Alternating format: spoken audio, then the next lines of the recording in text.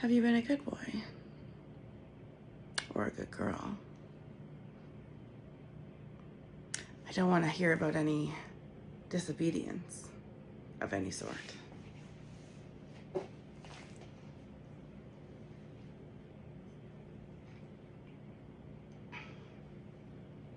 Are you ready to be of service? Are you ready to take demands and orders? Instructions? I don't want any pushback, or I'll have to move on to the next good boy. Am I making myself clear? Good.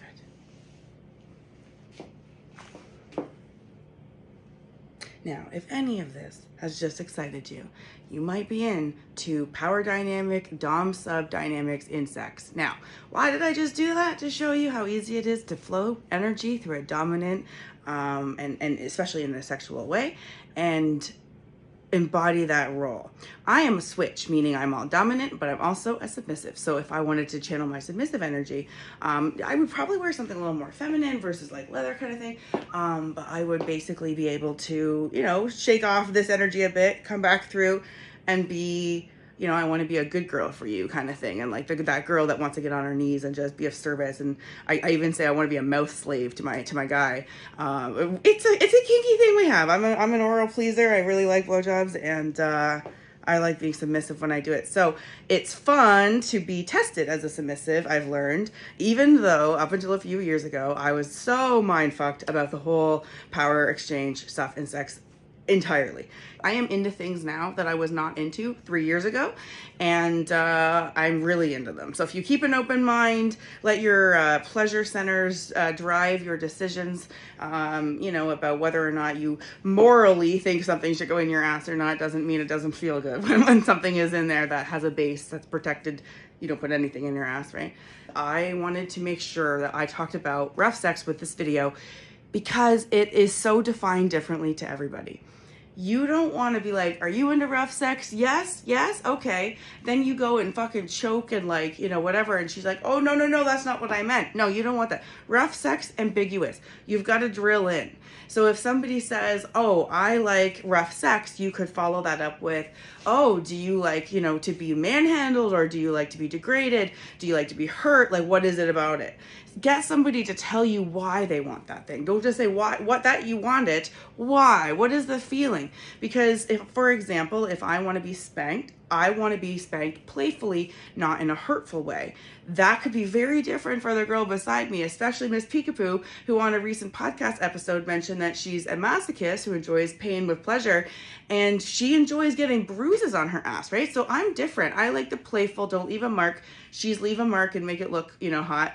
So everybody's different. And so that's why even just saying, oh, I'm into spanking, well, her kind of spanking and my kind of spanking are very different. So you've got to make sure that you ask enough questions to be able to give somebody what it is that they're looking for if you're trying to be a good partner. Even if you're entry level at rough sex, I'm talking things that are beyond the normal respectful sex. Anything like a hand on the throat, pulling my hair. By the way, there's wrong and right ways to do both of those things, including don't cut off my windpipe. A lot of people who are thinking it's hot to choke a woman or whatever are cutting off the windpipe, and that's not hot.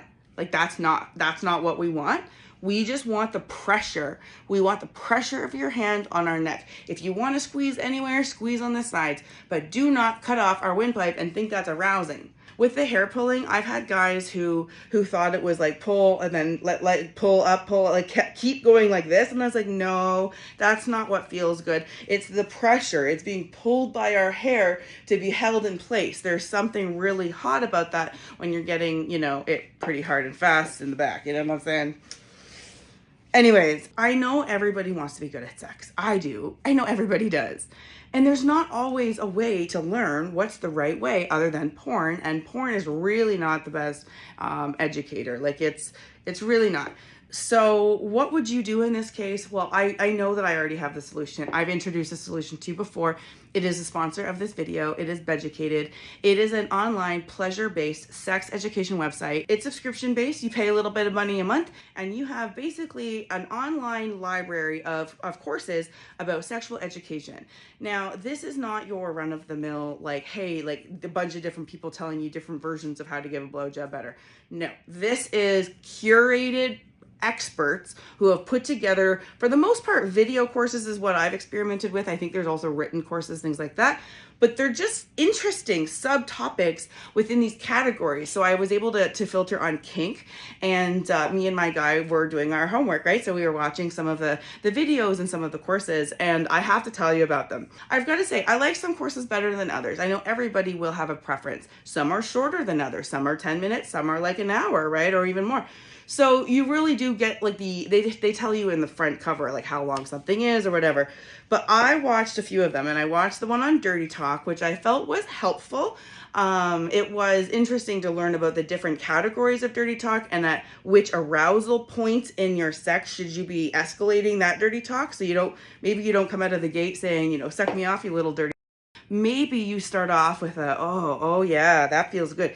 That's interesting and helpful to learn the escalation of dirty talk, because some of us who are vulnerable when we engage in dirty talk is because we don't know if we're doing it right. Well, how about we start with something soft and easy and work our way up to something a little more dirty, right? So that was really helpful. But then we watched the rough sex videos and we got a lot of information about it.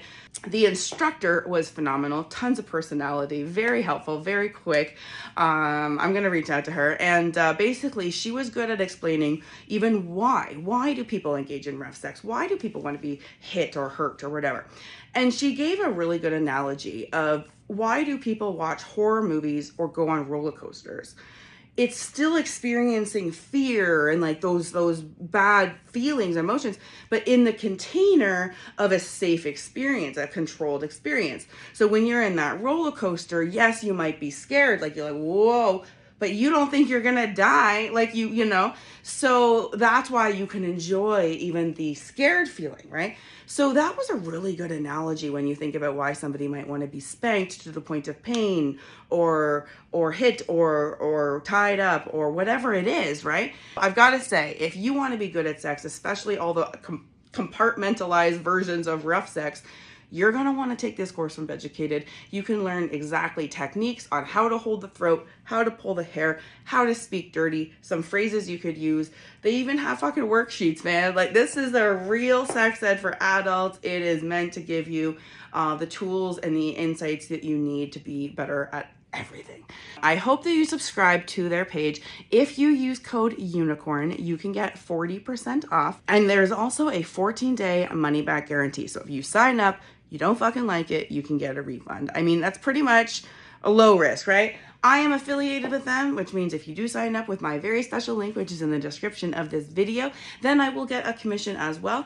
But the truth is, I actually reached out to this company to ask them to promote their shit, and they made a contract with me. They didn't even approach me first, and it's because I saw them and I was like, yes, this is what I want to recommend to my audience and the people who trust me, because I do my homework, I look at this shit, I tell you the good and the bad, and leave the rest to you. So if you do want to check it out, use code UNICORN. My special link is in the description of the video. So back to the topic of rough sex. I engage in rough sex. I like it. Sometimes I'm not in the mood for it. Most of the time I am.